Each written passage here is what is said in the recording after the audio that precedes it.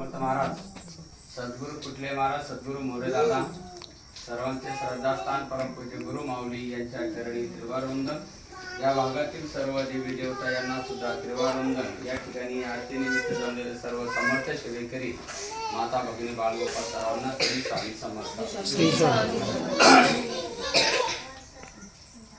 नियोजन महाराजांचं असतं, आपल्या काही मनात ते काहीच नसतं. आपण जे सांगतो ना, महाराजांची जिथे इच्छा असते महाराज तिथंच पाठवतात. काल भाऊशी बोलणं झालं, त्यांनी सांगितलं, म्हणलं महाराजांची इच्छा आहे. आज लगेच चव्हाण ताईने सुद्धा सांगितलं, बताड्यात तुम्ही आहे ना, आता काय करा, पट्टीच्या पलीकडे जा म्हणे. मुकुंदवाडीमध्ये पण केंद्र आहे. चला आता या ठिकाणी महाराजांनी नियोजन केलं असेल. बघा, अक्कलकोटला स्वामी समर्थ महाराज हे 22 वर्ष राहिलेले. 22 वर्ष त्या ठिकाणी कार्य केलं. फक्त त्या 22 वर्षामध्ये त्यांनी अनेक भक्तजन घडवले, अनेक सेवेकरी घडवले. आणि त्या 22 वर्ष काळामध्ये पूर्ण याच्यामध्ये त्यांचा प्रचार प्रसार झालेला आहे. आणि मग एक दिवस स्वामी सुताला स्वामी समर्थ महाराज म्हणताय की आता आम्ही निज धामाला जातोय, तुम्ही पुढील कार्य सांभाळा. त्यावेळेस त्यांना सहन झालं नाही. आपण स्वामी चरित्रात वाचलेलं आहे. ते मुंबईला निघून गेले आणि महाराजांनी निरोप पाठवला त्यांना, कारण की ते आजारी पडले. पण त्यांनी सांगितलं की माझ्याकडे सहन होणार नाही. आणि महाराज निज धामाला जाता गेले नाही. महाराजांच्या अगोदर गेले ते, कारण ते त्यांना सहन होणार नव्हतं. आणि महाराजांना शेवटी अवतार पूर्ण करायचाच असतो. किती कोणता, आता रामाचा बघितला आपण तर शेवटी हनुमानाला ती अंगठी शोधण्याकरता पाठवलेलं आहे. आणि तो काळ आलेला आहे. आणि त्या काळाने प्रभू रामचंद्राला आठवण करून दिली की देवा आता किती दिवस राहता, 10,000 वर्ष झाले ना. आता प्रभू रामचंद्र विसरून गेले होते या मानव जन्मामध्ये, मानव देहामध्ये. आणि मग त्यांनी असाच स्वामी समर्थ महाराजांनी सुद्धा अवतार पूर्ण करण्याकरता हे केलं. आणि मग सगळ्या सेवेकऱ्यांना, भक्तांना, सर्वांना सांगितलं की आम्ही या वारी आता निज धामाला जाणार आहोत. वाऱ्यासारखी बातमी पसरली की ह्या दिवशी महाराज जाणार आहे. आणि मग खूप भक्तजन जमा झालेले. महाराज गप्पा छप्पा मारत बसलेले, बरेचसे सेवेकरी बसलेले समोर. आणि बसता बसता महाराज एकदम ध्यानस्थ झाले. आणि ध्यानस्थ झाल्यानंतर महाराज गेले निज धामाला. आणि मग त्यावेळेस बघितलं सेवेकऱ्यांनी की महाराज शरीराला हात लावलाय, थंडगार शरीर झालेलं आहे. वैद्यांना बोलवलं, नाडी बंद आहे. महाराज गेले. एकच त्यांना एकदम सर्वांना आक्रोश केलेला आहे. सगळेजण रडायला लागले की महाराज महाराज आता कधी भेटणार महाराज. एखादं कारण प्रेमच तितकं होतं महाराजावरती. आणि मग महाराज गेल्या. हे झाल्यावर बराच वेळ 15-20 मिनिटं चालला असेल. आक्रोशच आक्रोश, चौकड रडारडी चालू आहे. आणि त्यात स्वामी समर्थ महाराज उठून बसतात. आणि उठून बसल्यानंतर असं बोट करत होते. तर प्रत्येकाला वाटत होतं की महाराजांनी माझ्याच कडे बोट करतात, जणू काही मलाच सांगतात. आणि महाराज काय म्हणतात, हम गया नाही जिंदा आहे, भिवू नकोस, मी तुझ्या पाठीशी. असं सांगितल्यानंतर सर्वांना महाराज मला स्पेशल मला सांगता. आणि मग सांगितलं, जो कोणी मला अनन्य भावेने शरण येईल, माझे जो मनोभावे सेवा करत, त्याचा योग मी चालवतो असं सांगितलं. आणि महाराज पुन्हा ध्यानस्थ झाले. बघितलं नाडी चेक करून तर पूर्ण नाड्या बंद आहे. महाराज आज पण आहेत, पण आपला विश्वास पाहिजे. महाराज आजही नैवेद्य स्वीकारतात, पण आपण महाराजांना नैवेद्य दाखवला पाहिजे. आपण जसं घरामध्ये 4 जण आहोत तर 5वा एक सदस्य आपल्या घरात आहे. 6 जण असले की 7वा आपल्या घरात आहे. 2 असले की 3रा आपला सदस्य आहे असं समजून चालायचंय. आपल्या घरामध्ये जर पाहुणे आले आणि पाहुण्यासमोर आपण जर जेवत बसलो तर जमतं का? आपण जेवत नाही ना. मग तसं महाराज आपल्या घरामध्ये आहेत. तर बरेचसे जण म्हणतात मला वेळ मिळत नाही, मला जमत नाही, नैवेद्य ते महाराजांना दाखवत नाही. आणि ज्या घरामध्ये महाराजांना नैवेद्य दाखवला जातो सकाळ संध्याकाळ, त्या घरामध्ये अन्नपूर्णा देवी वास करते. कधीच त्यांच्या घरामधला पीठ संपत नाही. फक्त महाराजांना किती 2 टाइम एक माणसाचा पोट भरायला इतकं अन्न, इतकं ज्वारी बाजरी चपाती काय असेल ते भाकर, एका जणाचं पोट भरायला इतकी पोळी भाजी भाजून काढून ठेवायचे.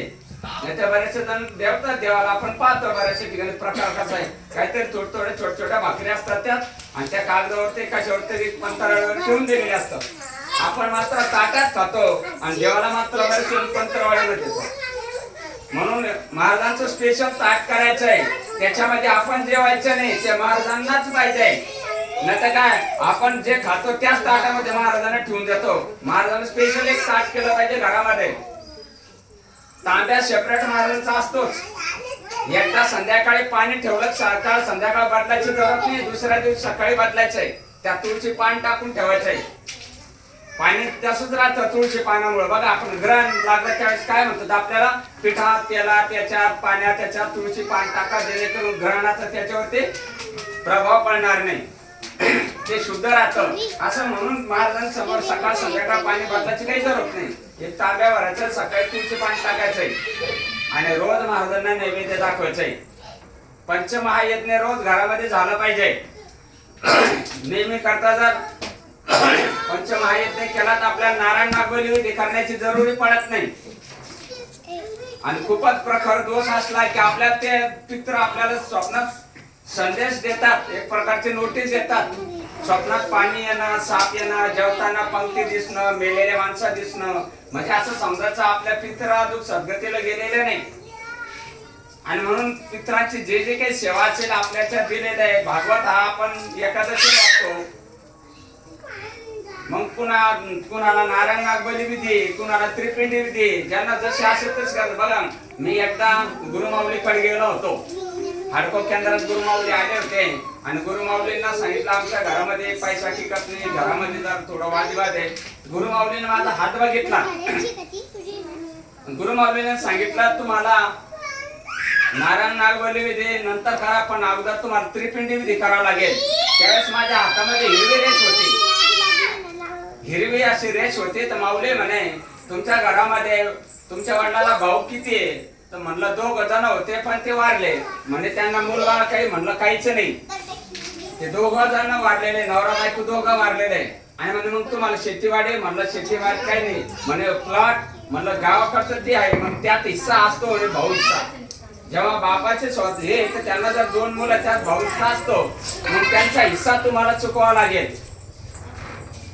तर मला सांगितलं तुम्हाला नारायण नागबली विधीच्या ऐवजी तुम्ही त्रिपिंडी विधी करा म्हणे. अगोदर त्र्यंबकेश्वरात जाऊन एका दिवसाचा विधी, 3 तास तो विधी चालतो. ते विधी करून आल्यानंतर तुमच्या ज्या चुलते, त्या चुलत्यांचं तुम्हाला एक प्रकारचं योगदान म्हणजे त्यांचा हिस्सा तुम्ही देऊन टाका. आणि तेव्हा तुमच्या हातावरती हिरवी रेष जाईल. नसता तुमच्या घरामध्ये पैसा टिकणार नाही, नेहमी आडी अडचण राहील. असं करत मी 1 वर्ष लावलं. पुन्हा एकदा माऊली आले, माऊलीने पुन्हा दर्शन घेतलं. तर माऊलीने पुन्हा मला सांगितलं तुम्ही नारायण त्रिपिंडी विधी केला नाही, तुम्हाला जावंच लागेल. मला माऊली सध्याला पैशाची कंडिशन बिकट आहे, एवढा पैसा नाही. माऊलीने लगे भाले काकांना सांगितलं यांना लेटर देऊन टाका म्हणे. ते लेटर दिलं, त्याच्यामध्ये 151 रुपये लिहून दिले मला. आता ती 25, 26, 27 वर्षाची गोष्ट आहे, 27-28 वर्षापूर्वीची गोष्ट आहे. त्यावेळेस पैसा सुद्धा कमी होता. आणि मग आईवडिलांना रेल्वेने घेऊन गेलो. त्या ठिकाणी आईवडिलांकडनं ती विधी केला. आणि विधी केल्यानंतर त्या ठिकाणी शिकरे गुरुजींच्या घरी राहायला व्यवस्था. मग त्या ठिकाणी राहण्याचे ते आमच्याबरोबर काही दुसरे जोडपे होते आणि त्यांना त्या ठिकाणी त्यांचा नंबर, मग पैसे द्यायला आलं, नंबरचे गेले. एक जण त्याची बोली होती 1200 रुपये आणि तो देऊ लागला 900 रुपये. तर ते माऊली घेना, म्हणजे ते शिकरे गुरुजी घेना. ते म्हणता माझ्याकडे फुकट म्हणे, जे पैसे तेवढे त्या याच्यापेक्षा 1 रुपया कधी घेणार नाही. माझं विचार चालू झालं, आपल्याला ते 151 रुपये सांगितले, त्याच्यावरतीच आपण पैसे तेवढेच आणलेले आहे. रात्रीचं राहायचे 60 रुपये होते, ते पण काय ते जर घेतलं तर परेशानी होईल म्हणलं. आता 3 जणांचं 60 रुपये म्हणलं तर ते 180 रुपये तेच होतात. महाराजांना विनंती करायला लागलो, म्हणलं महाराज आता खूप गोष्ट फसली, साध्य कारण आपण यांना काही बोली केली नाही, यांना नुसतं लेटर दाखवलं त्याने केलं. ज्यावेळेस माझा नंबर आला त्यांच्या समोर गेलो आणि महाराजांचं नाव घेत झालं, ते 151 रुपये ते दिला ना, त्यांनी गुपचूप घेऊन टाकलं, एक शब्द सुद्धा बोलले नाही. बघा माऊलीचं पावर किती, माऊलीने त्याच्यावरती लिहिलं, माऊलीची सही होती. फक्त यांच्याकडे 151 रुपये घेण्यात यावं, बाकीचे रात्रीचं राहण्याचं भाडं नाही, काही नाही. तो विधित केला आणि घरी आलो ना त्यावेळेस माझ्या हाताची पूर्ण हिरवी रेष गेलेली होती. म्हणून पितराचं काही देणं असेल ते आपल्याला देवाच लागतं. कुणाचे उष्णे पैसे जर अंगावर असतील तर आपण ते फेडल्याशिवाय राहू नये, नसतं आपल्याला भोगावं लागतं. आता प्रशिक्षणामध्ये सांगितलं पंचला नगरला एके आजीने एका ताईला पैसे दिले ठेवायला, 250 रुपये ठेवायला दिले. कालांतराने ती आजी मरते, मेल्यानंतर ती स्वप्नात येते, त्या ताईच्या अंगावर बसून सांगितले म्हणते दे माझे पैसे, दे माझे पैसे. स्वप्नामध्ये ती परेशान होते. आता देऊ तर कुणाला देऊ, या आजीला कोणीच नाही, मुलगा नाही, मुलगी नाही, कोणीच नाही. आणि आता कुणाला देऊ पैसे, ते एकदम परेशान झाले. ते स्वामी समर्थ केंद्रात जाते आणि सांगते त्या ठिकाणी सेवेकरांना, एक आजी माझ्या स्वप्नात येते मला म्हणते दे पैसे माझे, दे पैसे. आता काय करावं म्हणे, माझ्या अंगावरच येऊन बसते, मला आता रात्री झोप परेशान झाले म्हणे.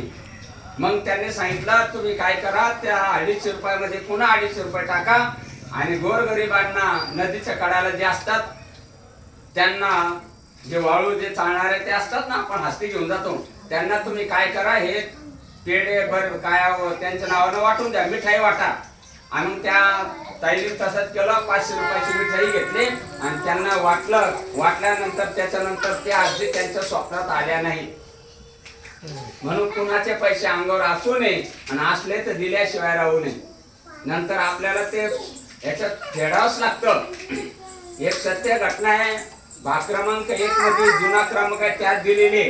त्या एका जणाने 2 जण मित्र असतात आणि 2 जण खेडेगावातले मित्र. एका जणाने मित्राने त्याच्याकडनं 800 रुपये घेतले, आज उद्या देतो देतो म्हणून सगळे 2-4 वर्ष लावले. एक दिवस त्यांचे भांडणं झाले, त्यांनी सांगितलं नाही देत, काय करत कर, नाही माझे पैसा, तुला काय करत कर.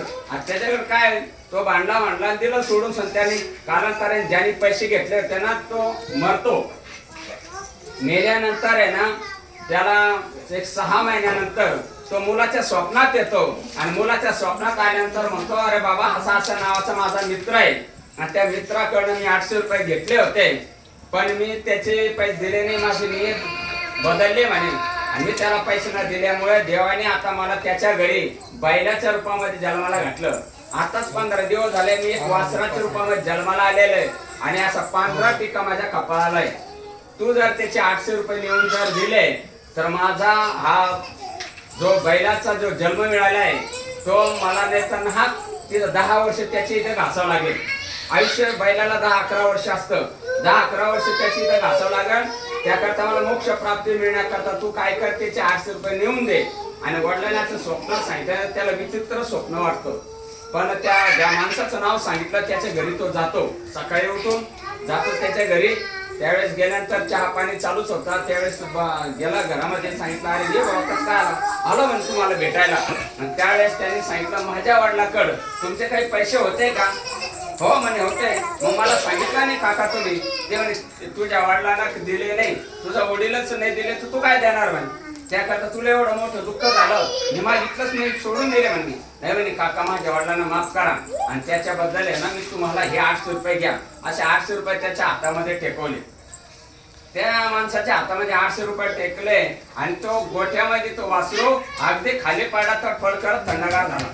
त्या ठिकाणी जो मुलगा होता तो त्याने बघितलं आणि ते काय झालं म्हणतो घरी येतो आणि सांगतो बाबा आपल्या त्या वासराला काय झालं, काय ते एकदम खाली पडला म्हणे, काय डसलं काय काही कळलं म्हणते. पण ती दस काहीच नाही, मोकळा पटांगणे तो थंडगार झाला.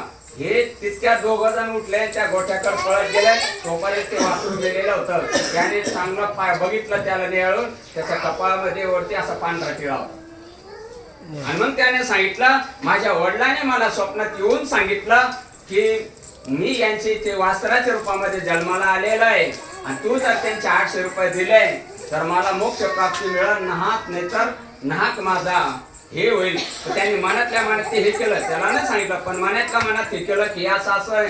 त्याने तेवढं बघितलं, त्या वासराला नमस्कार केला आणि घरी गेला. ही सत्य घटना आहे. कुणाचे जर आपण पैसे जर घेतले तर आपल्याला ते फेडल्याशिवाय पर्याय नाही. त्याकरता फेडले पाहिजे. नसता पुढच्या जन्मामध्ये आपल्याला ते फेडावंच लागणार. म्हणून कुणावरती आपण उपकार केला विसरून गेलं पाहिजे, आणि आपल्यावरती जर कोणी उपकार केला असेल तर त्याचा उपकार फेडल्याशिवाय राहू नये. नाही तर काय, मी माझ्यामुळं हा सेवेकरी झाला, मी याला घडवलं, मी याच्यामुळं माझ्यामुळं हा चांगला झाला, नसतं याला काय झालं. मी हा शब्द कधीच वापरू नये. मी हा शब्द फक्त कोणी वापरला? महाराजांनी वापरला. बघा गजानन महाराजांनी काय सांगितलंय? गणगणात बोलते कणाकणात भगवंत आहे. साईबाबांनी काय वापरलेलं आहे? सबका मालिक एक आहे. कोणाचा? सर्वांचा, तुमचा माझा मालक कोणीतरी एक आहे. पण स्वामी समर्थ महाराजांनी काय वापरलं?